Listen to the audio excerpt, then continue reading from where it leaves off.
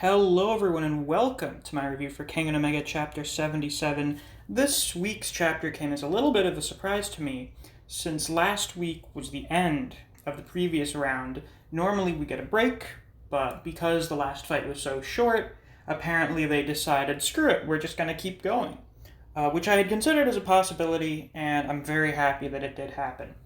Now, before I get on to the actual review, I would like to say that I recently hit 100 subscribers. I'd like to thank all of you very much for the support you've shown my channel, just subscribing and viewing and commenting, just giving my videos attention. It's real helpful to helping this channel grow. They say that the first 100 subscribers are the hardest to get, and that a lot of people quit before they get to 100 subscribers. So, with reaching this milestone, it seems that we are here to stay. So, with that out of the way, let's get on to the actual chapter. So, we got a little bit of Yumigahama's backstory and some insight into his fighting style. So, first off, we find out that apparently, Yumigahama had always planned on betraying Metsudo and switching to Purgatory. Apparently that was his intention even before he became Fang. And the only people that were really suspicious of him were Omori and Takayama. You know, Metsudo's two closest guys. But apparently Metsudo himself was also aware of Yumigahama being, rebellious, and had decided not to do anything about it because, it's Metsudo. But now that Yumigahama has gone so far as to be fighting for Purgatory against the Kengan Association, now it's time to deal with him. So, that's interesting. Once again going to show that Metsudo seems to really like making things harder for himself. If you recall, he basically allowed Hayami's coup to happen, and he specifically invited Kuroki to see if he could beat Agito. So this is just a continuation of Metsudo's boy, I sure do like giving myself a hard time streak. Now, Yumigahama's fighting style.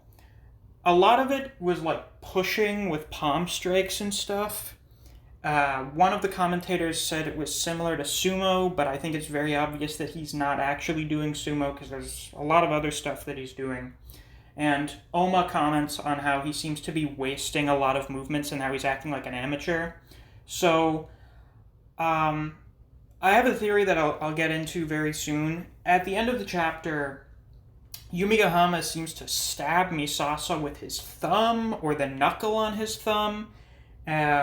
And it's a special move called skewer, but they don't say what martial art it is. And Yumigahama describes himself as a savant of martial arts. So it seems like that Yumigahama's fighting style may be something similar to what Agito does, where he just sort of makes shit up on the fly based on whatever he's seen. Which I find fairly plausible. I mean, he was made the Fang just after Agito, and if the whole formless evolution thing had worked out so far, I mean, if it ain't broke, don't fix it. So if you have someone else in your arsenal who basically does the same thing as him, but maybe not as good, of course you would pick him to be the next Fang. I saw a theory on the subreddit, I will put it on the screen here, that Yumigahama may have some form of autism based on the use of the word savant, and also the fact that he seems to be really terrible at social interaction. And I think that's a very interesting theory. The only problem is that this is not an official translation. And from what I understand, the direct translation of the Raws was just him saying, I'm a master of all martial arts.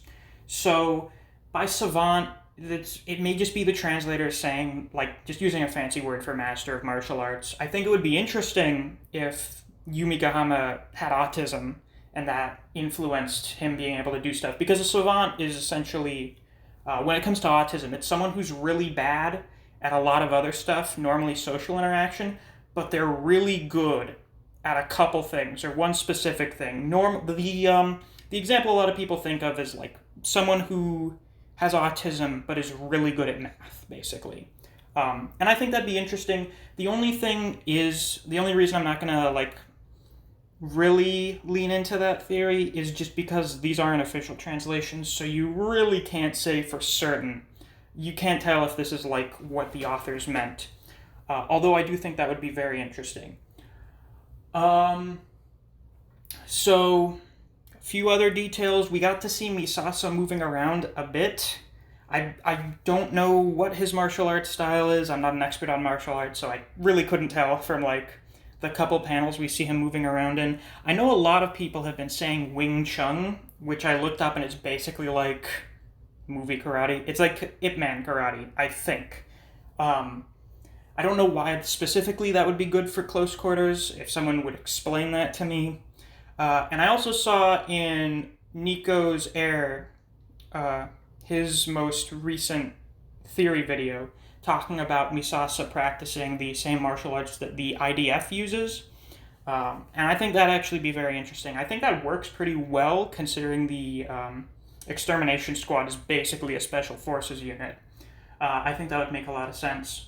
And beyond that, there's really not too much else to talk about. I mean, Yumigahama going ape mode, a lot of his facial expressions look rather primitive. I swear to God, him, when he was the Fang, his facial expressions, like the way his face is structured, I can't be the only one to think he looks like fucking James Woods. I swear to God, he looks like James Woods.